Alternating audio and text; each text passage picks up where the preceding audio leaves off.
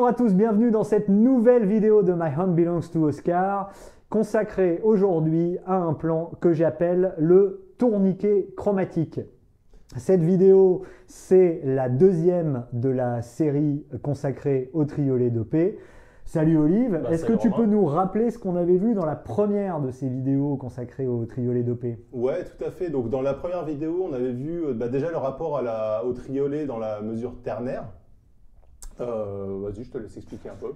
En fait, on a le plus souvent en jazz une mesure à 4 temps. 1, 2, 3, 4. Si vous la séparez en deux avec des croches 1 et 2 et 3 et 4 et en jazz, très souvent, au lieu de séparer ces temps en deux, on les sépare en 3, ce qui donne cette impression ternaire. Et donc, ça fait 1 et 2 et 3 et 4 et. Et en fait, la musique ternaire, le jazz et le swing de manière générale, repose sur une certaine ambiguïté entre cette mesure à 4 temps qu'on appelle la mesure à 4-4 et la mesure à 12-8. Pourquoi 12? Parce que en fait, chacun de ces 4 temps est séparé en 3, 3 fois 4, 12. Et donc, pour swinger, très souvent, on est dans cette ambiguïté entre la mesure à 4-4 et la mesure à 12-8. Ça, c'est vrai pour l'ensemble des jazzmen qui swingent. Pourquoi on avait voulu consacrer des vidéos à l'emploi particulier que fait Peterson des triolets? Parce que Peterson utilise ces triolets pour doper son jeu, c'est-à-dire il utilise ces triolets pour donner une espèce de coup de fouet, et c'est ce qu'on va voir aujourd'hui avec ce deuxième plan dans une série.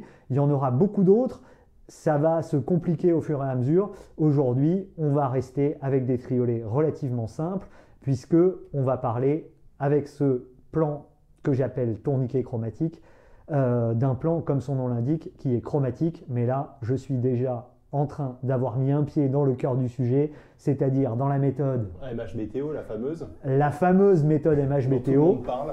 Et on rentre tout de suite dans cette affaire-là. Si vous avez raté la première vidéo de la série, on vous mettra le lien dans la description.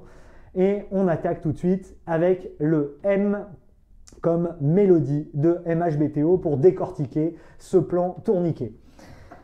Ce plan tourniquet, je vais vous le faire une première fois, puis je vais vous expliquer comment il fonctionne. Métronome sur 2 et 4 comme d'habitude. 1, 2, 3, 4.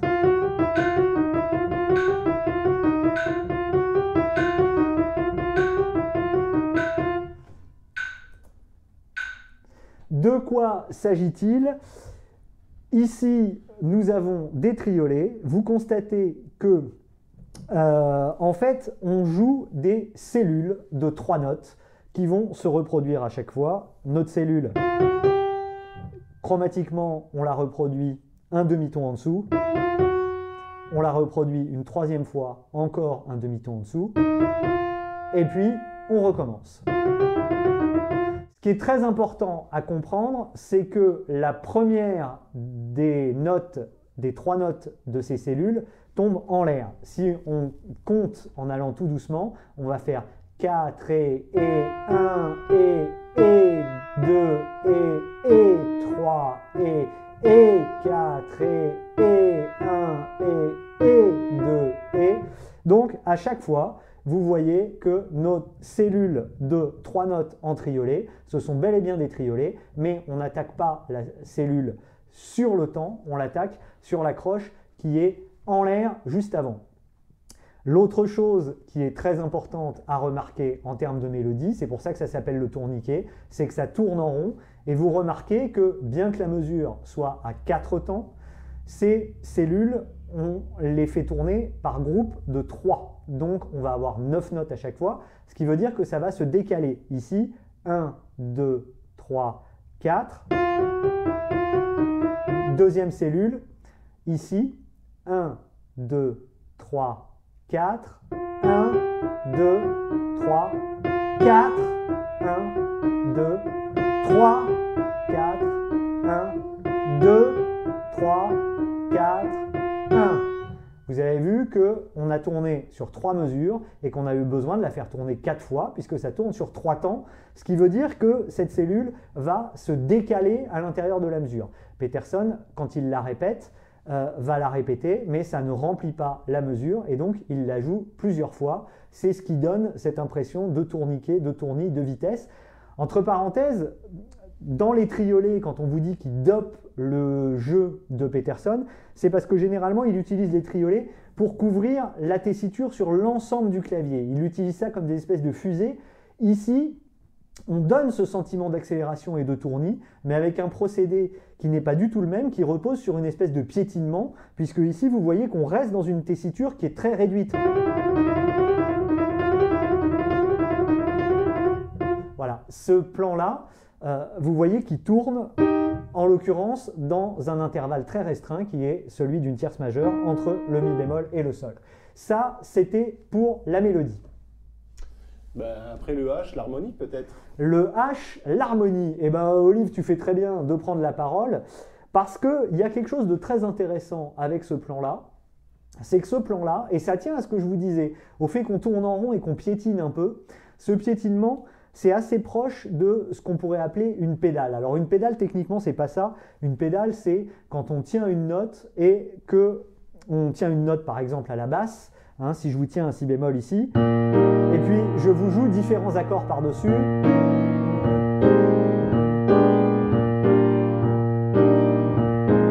On a une espèce de stabilité qui fait que la stabilité que vous voyez à la main gauche quand je tiens mon si bémol ici, fait qu'on va pouvoir se promener harmoniquement. Et bien, le tourniquet chromatique repose un peu sur le même procédé, puisque en fait, on a cette stabilité qui est induite par la tessiture très restreinte de ce plan tourniquet chromatique entre le mi bémol et le sol. Et ça va nous permettre de jouer dans un environnement qui est globalement celui du mi bémol, mais sans préciser exactement les accords qu'on va jouer sous ce plan-là. Ça veut dire que harmoniquement, ce plan-là, il convient à plein d'accords. Le mieux pour vous faire comprendre ça, on va vous faire entendre un extrait et puis ensuite, Olive vous en dira un mot. On écoute.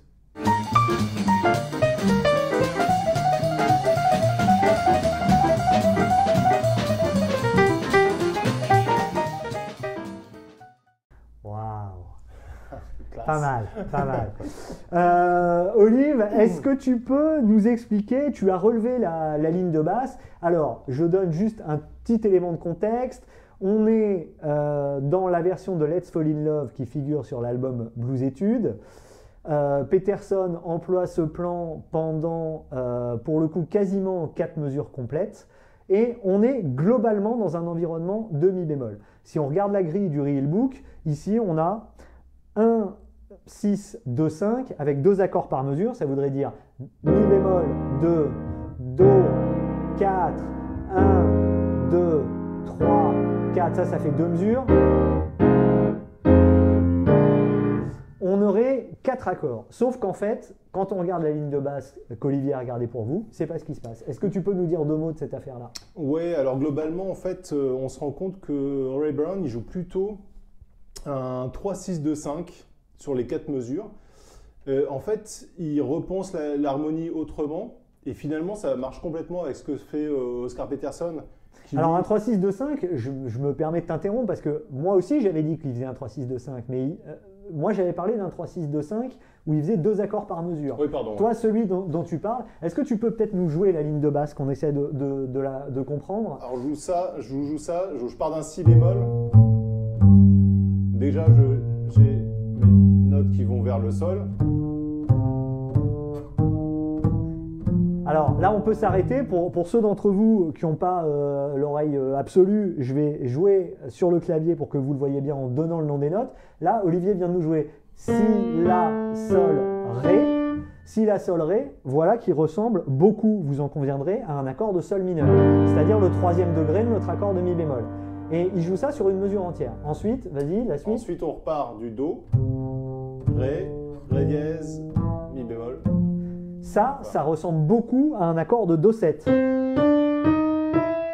Et puis...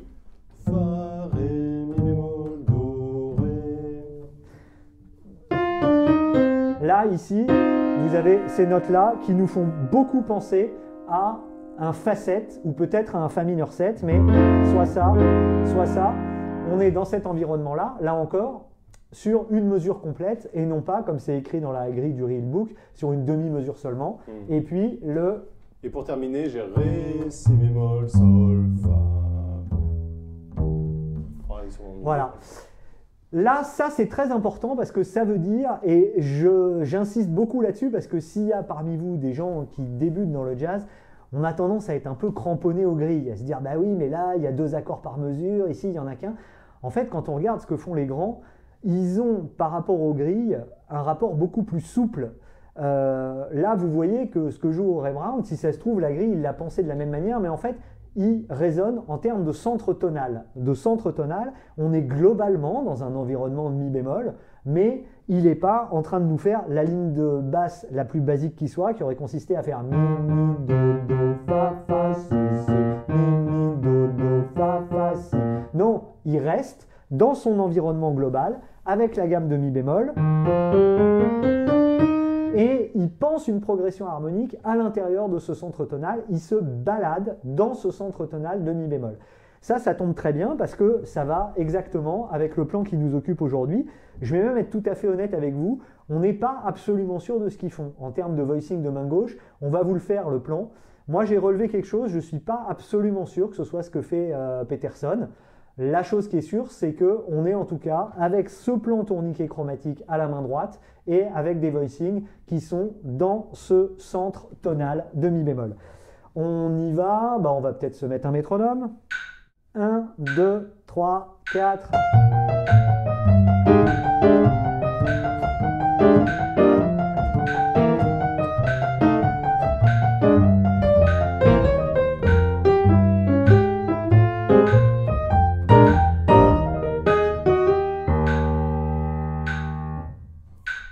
Voilà donc ce qu'il faut retenir de ce plan tourniquet chromatique, c'est qu'il s'emploie moins sur une succession d'accords que dans un environnement général qui est proche de mi bémol. Vous avez d'ailleurs dans le premier exemple qui nous a servi de générique pour cette vidéo, un endroit où Peterson l'emploie sur un 2-5 en do mineur, donc Ré mineur 7, bémol 5, Sol 7, do mineur. Do mineur étant le relatif mineur de mi bémol majeur. On reste dans cet environnement général de mi bémol, mais vous voyez qu'il y a donc une grande souplesse rythmique, une grande souplesse harmonique, pardon, pour l'emploi de ce plan. Voilà ce qu'on voulait dire pour le pour le H, pardon. Et maintenant, nous allons passer au B. Et alors là, non seulement on va passer au B, mais le plan qu'on vient de vous jouer, je vous l'ai dit, vient de Blues Etudes. En réalité, ce plan, si vous aimez Peterson, vous l'avez forcément entendu, il le joue absolument sans arrêt. Il le joue sur Blues Etudes en 1965. Il y a un album de Peterson qui vient de sortir, qui a été enregistré après les ennuis de santé qu'il a eu en 1994, donc quasiment 30 ans après Blues Etudes. Sur la première plage, There Will Never Be Another You, on est en mi bémol. Peterson le joue à nouveau. Il n'a pas arrêté de le jouer entre les deux. C'est vraiment un plan qui joue sans arrêt. Et donc, je vous propose un petit jeu concours. J'offre un exemplaire de My Heart Belongs to Oscar. Je vais leur montrer l'exemplaire, le bouquin. J'offre un exemplaire de My Heart Belongs to Oscar dédicacé à celui d'entre vous qui, dans les commentaires ou sur les réseaux sociaux, me donne la première occurrence de ce plan tourniquet chromatique dans la discographie de Peterson, et un autre exemplaire sera offert à celui qui m'en donne la dernière occurrence. Vous avez jusqu'au 1er janvier, vous nous mettez ça en commentaire ou sur les réseaux sociaux, Instagram, Facebook ou par mail à mhbto.peterson@gmail.com. Vous aurez non seulement un exemplaire dédicacé, mais peut-être même une petite surprise dans le paquet. N'hésitez pas, on est ravis, c'est grand jeu concours. Joyeux Noël, bonne année, joyeux anniversaire, joyeuse Pâques. Et bonne santé. Et bonne santé, grand-mère, naturellement.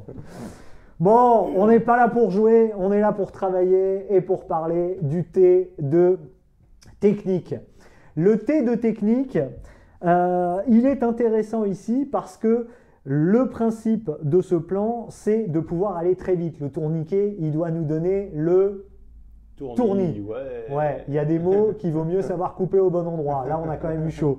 Hein. Le but, c'est que ça aille vraiment vite. Peterson ici, je vous conseille techniquement, je pense que c'est ce qu'il fait. Si quelqu'un voit des vidéos où il le joue, qui me confirme que c'est bien le doigté qu'il met, mais je pense que c'est ça. À mon avis, il met pouce de 3 ici. Ce qui, entre parenthèses, est une exception par rapport à la règle habituelle. Quand je vous donne des doigtés, je vous dis on évite de mettre le pouce sur le mi bémol. Là, je pense vraiment que Peterson met un pouce sur la touche noire ici, mais que ça tourne très bien. C'est très intéressant de regarder ce qui se passe ici techniquement, parce qu'on s'aperçoit que ce plan, vous remarquez peut-être que depuis le début, on vous l'a systématiquement joué en mi bémol. Ce plan, Peterson le joue quasiment toujours dans un environnement tonal de mi bémol. Je n'y reviens pas, j'en ai parlé déjà assez longuement. Il le joue parfois aussi en la bémol. Et alors c'est intéressant parce que là, ça nous renvoie à quelque chose qui est l'empreinte et la forme du clavier. Vous voyez qu'en mi bémol ici, on attaque sur la seconde du temps et puis Peterson le joue parfois ici aussi. En revanche, je ne l'ai jamais entendu le jouer ailleurs que sur ces deux emplacements-là du clavier, c'est-à-dire en commençant sur la touche blanche qui est juste à côté d'un paquet de touches noires. Donc, quand on est en mi bémol, sur le fa, quand on est en la bémol, sur le do. Ça, c'est très intéressant. Pourquoi? Parce que, techniquement, quand on improvise, on est toujours en train de se demander, est-ce que l'improvisation naît d'une intellectualisation? Est-ce qu'on se dit, à tel endroit, l'improvisateur pense qu'il peut jouer telle ou telle chose? Est-ce que c'est ses oreilles qui lui disent à tel endroit, compte tenu de ce qui se passe autour de lui avec les musiciens avec lesquels il joue, il a envie d'entendre telle ou telle chose? Ou bien est-ce que c'est la main qui détermine ce qu'on joue? Et bien ici, on est vraiment en droit de se dire que c'est la main. Quand on est dans ce contexte-là, ce qui fait que Peterson emploie ce plan, c'est tout simplement que ce plan lui tombe très bien sous la main. C'est un plan où Oscar Emmanuel. Elle est pas mal la blague, ouais, super. Ouais, Oscar tu l'expliques? Ouais. Alors, Emmanuel, oui. c'est le deuxième prénom d'Oscar Peterson. Hein, et bien ici, Oscar Emmanuel, et on peut même dire Oscar est très manuel, mais si on dit Oscar est très manuel, la blague elle marche plus parce que est très manuel, vous l'avez, c'est pas un prénom. Enfin... Bref. Ok, on passe à la suite. Ok, merci. Ok, on passe à la suite, d'accord. On fait comme si j'avais rien dit pour ce coup-là. En termes de tempo, pour la mélodie à proprement parler de ce plan tourniquet chromatique, je vous en ai déjà parlé, c'est des triolets et ça se décale puisque le plan tourne sur 3 temps. Quand vous le mettez sur des mesures à 4 temps, ça se décale. Ça, je vous l'ai déjà dit. En revanche, ce qui est très intéressant, c'est de remarquer ce qui se passe à la main gauche. 1, 2, 3, 4, et 1, et 2, et 3, et 4, et 1, et 2, et 3, et 4. Vous voyez que la main gauche est systématiquement en l'air.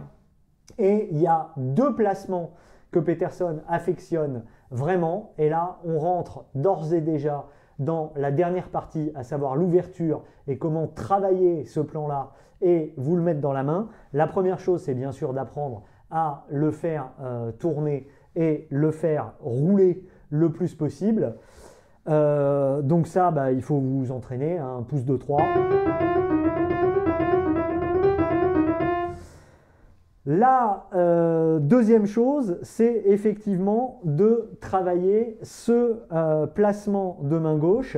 Ici, on va vous le faire sur un 1-6-2-5 avec Olive. On va mettre un métronome. On va le mettre dans le comping qu'on appelle le comping Red Garland, c'est-à-dire les mains gauches qui tombent systématiquement sur le et du 4 et le et du 2. Alors voilà ce que ça va donner. 1, 2, et 1, 2, 3, 4.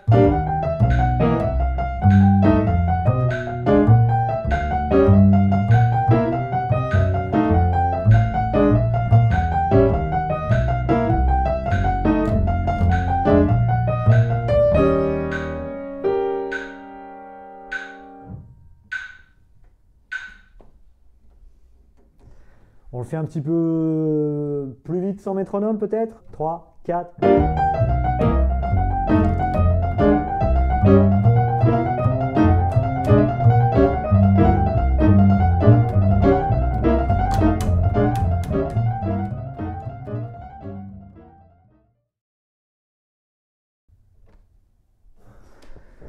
Il y a un autre placement qui est très intéressant, c'est celui que vous avez entendu dans Let's Fall in Love tout à l'heure. C'est celui, alors ça on consacrera une vidéo complète à ce placement qui est très petersonien, qui est placement sur le et du 3 et le et du 4. 1, 2, 3, 4.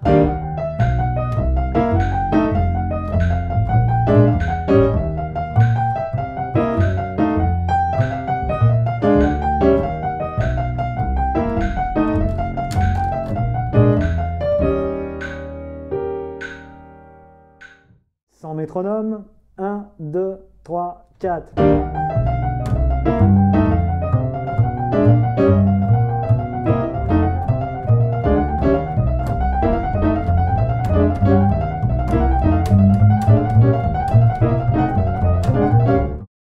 La dernière chose vraiment intéressante en ce qui concerne l'ouverture, c'est de savoir comment Peterson va sortir de ce plan. Dans la première version qu'on vous en a proposé, ici, Peterson terminait en faisant... Donc il mettait sa dernière croche ici et puis il enchaînait avec des doubles croches. Dans la deuxième version, celle de Let's Fall in Love, pour le coup, là, il terminait en prolongeant le plan, c'est-à-dire qu'au lieu de s'arrêter à son mi bémol, eh ben, il continuait ici. Et puis, il y en a une petite dernière qu'on a travaillée, qui vient de Indiana, dans un album qui s'appelle Jazz Maturity, et qui est un album intéressant parce que Peterson est accompagné par Roy Eldridge et Dizzy Gillespie, donc c'est une manière de réconcilier plusieurs générations de trompettistes. Et Peterson joue Indiana, et voici ce qu'il fait sur cet album. On l'écoute.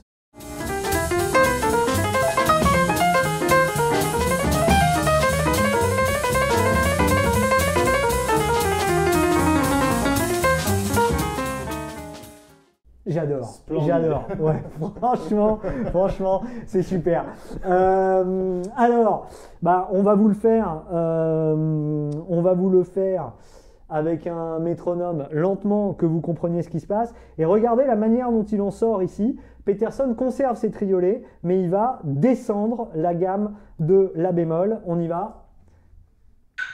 1, 2, 3, 4, 1.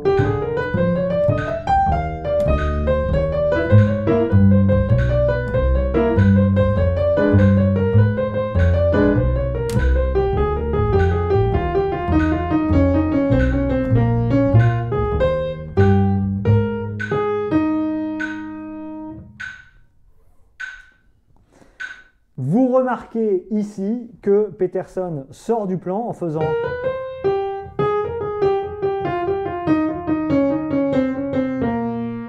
C'est-à-dire qu'on est dans un centre tonal de la bémol tout du long. Le plan ici, la grille d'Indiana à cet endroit-là, c'est Fa mineur, relatif mineur de la bémol. On est toujours dans notre histoire de centre tonal. On bouge autour de ce centre tonal puisqu'on a Fa mineur, Do7, on revient à Fa mineur. Et puis ensuite, on va de ce Fa mineur, on va moduler pour retourner dans la tonalité majeure du centre tonal, le La bémol. Et Peterson ici conclut ce plan après avoir créé ce tourniquet qui nous donne le tournis où on tourne en rond, où on ne bouge pas. Et ben, il descend en prenant sa gamme en triolet.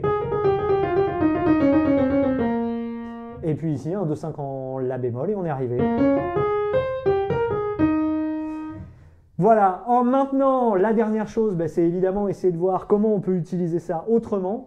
C'est un peu difficile à utiliser autrement parce que vous l'aurez compris avec ces histoires de centre tonal, le centre tonal il marche parce qu'il y a des chromatismes et qu'on est dans cette tessiture très restreinte qui fait entendre la tierce majeure de la tonalité du centre tonal dans laquelle on est.